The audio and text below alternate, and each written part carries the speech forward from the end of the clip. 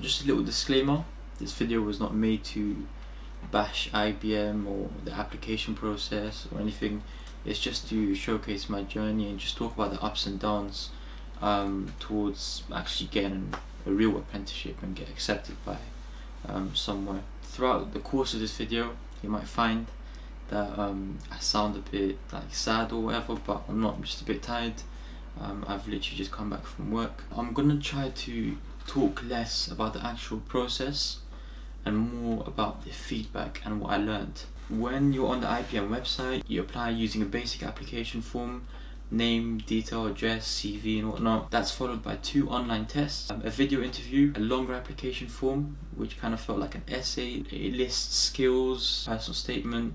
In regards to the skills, you have to talk about situations where you had to use those skills to overcome a problem, why you applied to IBM, why you applied to a software engineering apprenticeship, etc, etc.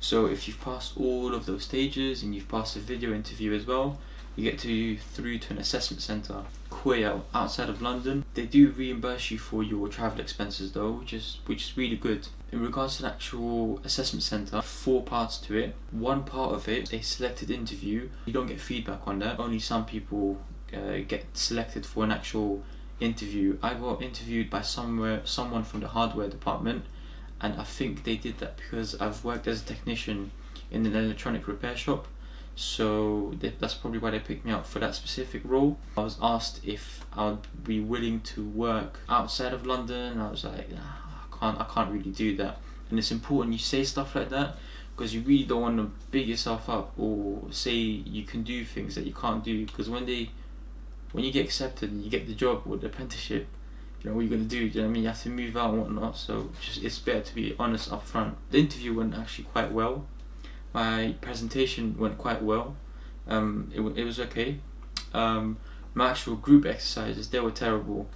I had no idea what was going on. Everything was moving too quickly, and I had a really annoying person on my group, and more on that person later on, right? So you finish the group exercises, you're done for the day, you've done the group exercises, you've done the interview, you've done the presentation and whatnot.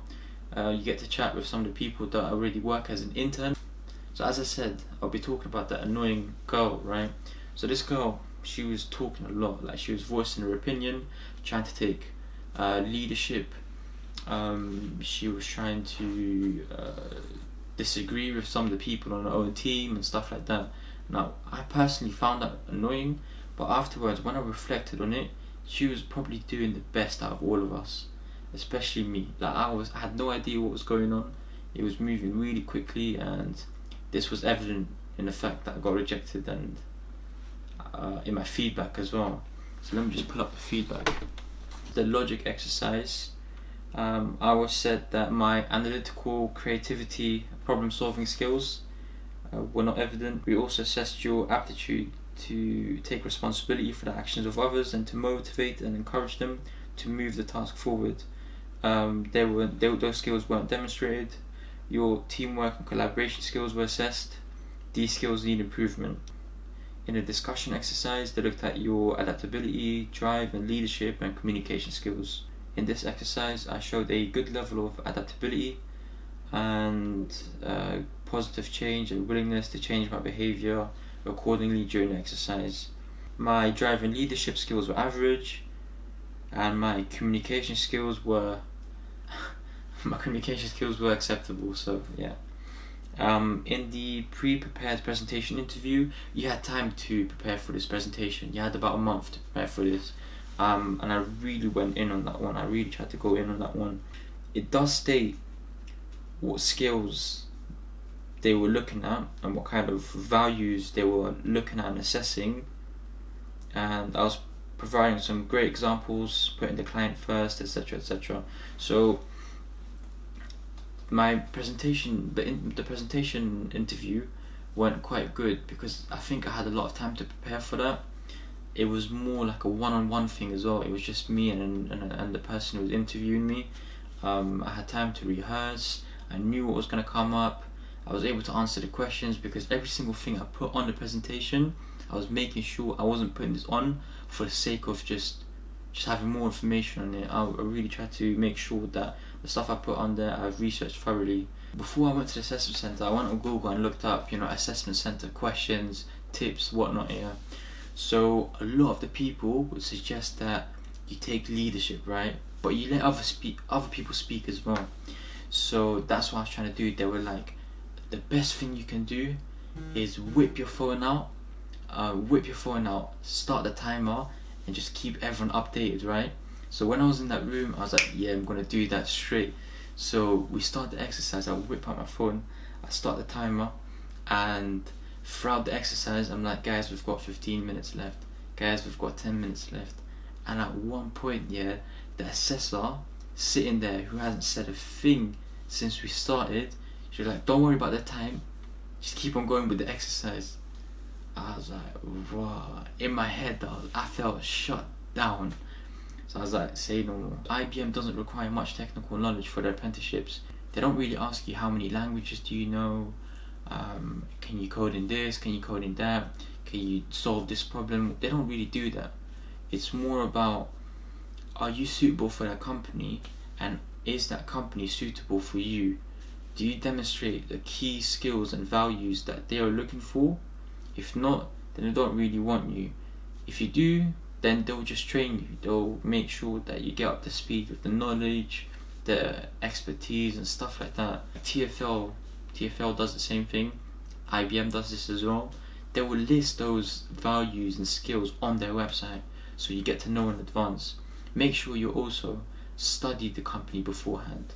It sounds silly, but make sure you study a bit of history, look at the recent accomplishments, look at if they've got any awards and whatnot. It sounds really silly, and it sounds like something most people won't do or don't want to do, but it's key. Like, if you're going into a company and you're like, yeah, I don't know this and that, but teach me and pay me to work in that area as well. Like, they want to know, like, if you know a thing or two about the company, or if you really want to do this and you're serious about it.